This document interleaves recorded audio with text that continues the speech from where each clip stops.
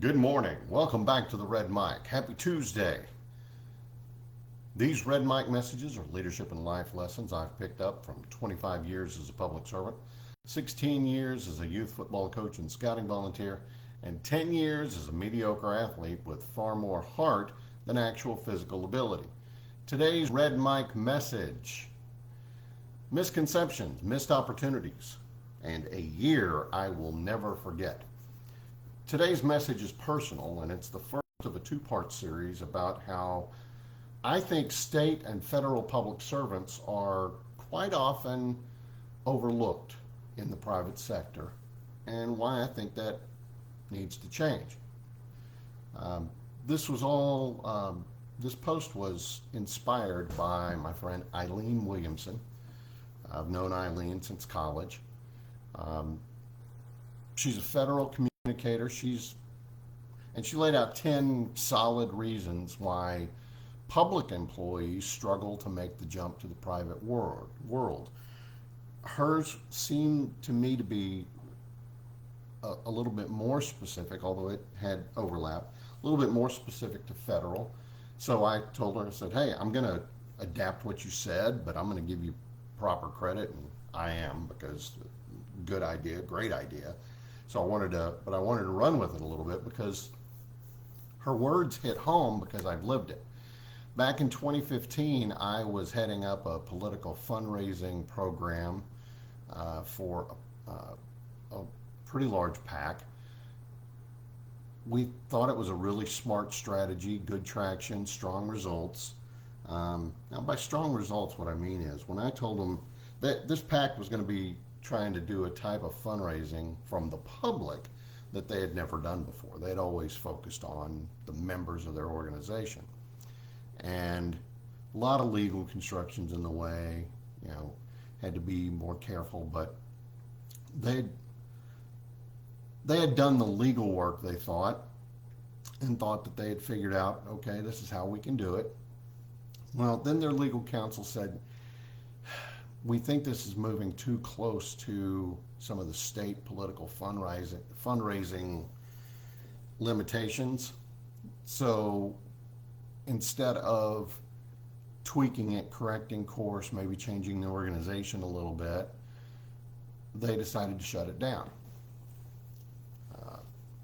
And it was frustrating because when I got the job, I told them, I said, you're probably looking 14 to 18 months before you start bringing in any money at all, because you've got you've got decades of communications to overcome where you've never communicated these things to the general public. They probably, if they even know who you are, they probably don't know that you raise political money, although they should. Our first check actually came in at 10 and a half months, and we were over the moon with that. Fast forward a couple of months later, and they shut the doors. Um, they shook my hand. They gave me a few months severance, but I was done. And when I first got the job, I'd hung out my own shingle, and I had a few clients, just enough to keep the wolf from the door. But I ended up having to take this as a full-time role, so I offboarded those clients and focused just on this PAC work.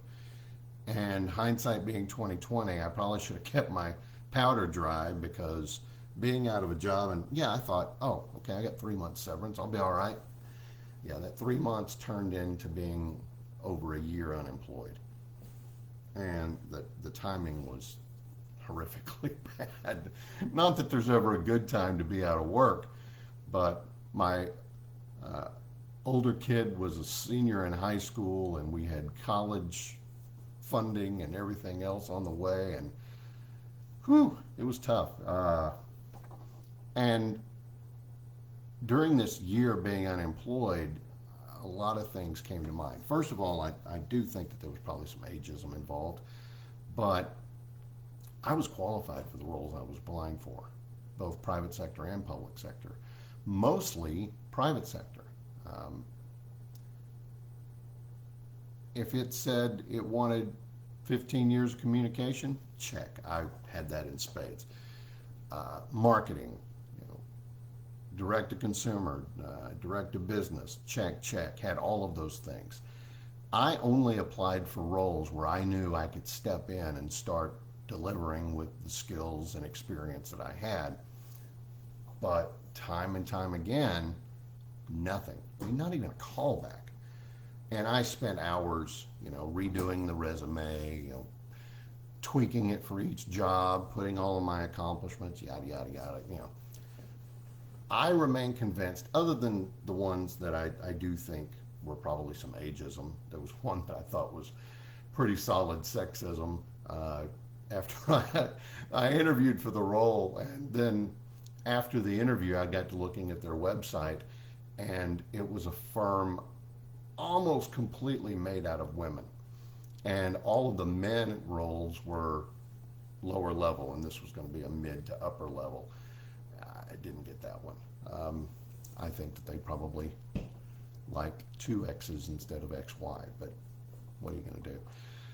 I remain convinced that since most of my work up till that point was public sector, state government, I think the stereotypes got in the way. And this is where we're going to get into some of Eileen's list. And this is going to be a two-parter.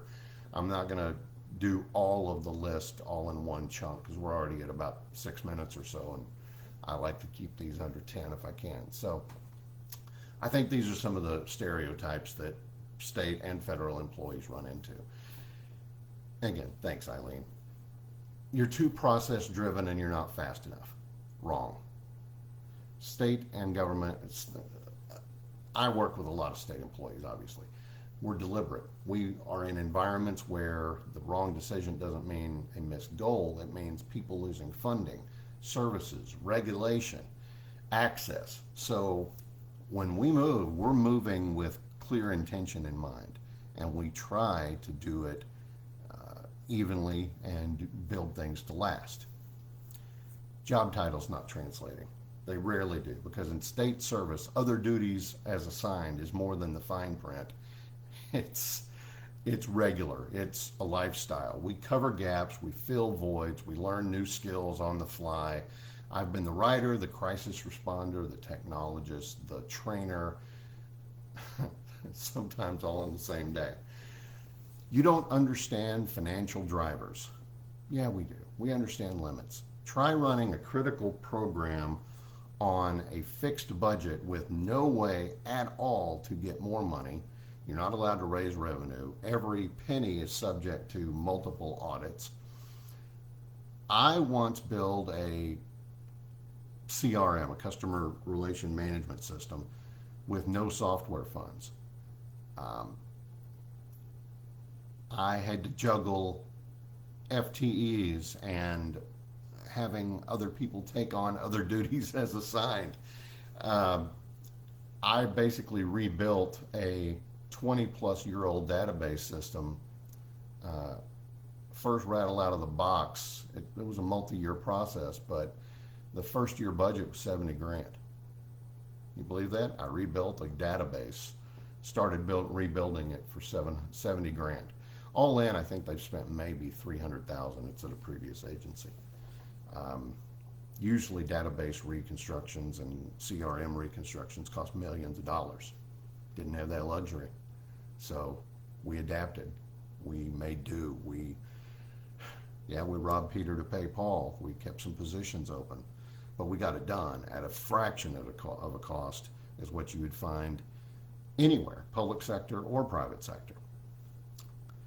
That sort of leads into the next one. You don't innovate. Yeah, wrong. That was an innovation. We innovate quietly, but without fanfare.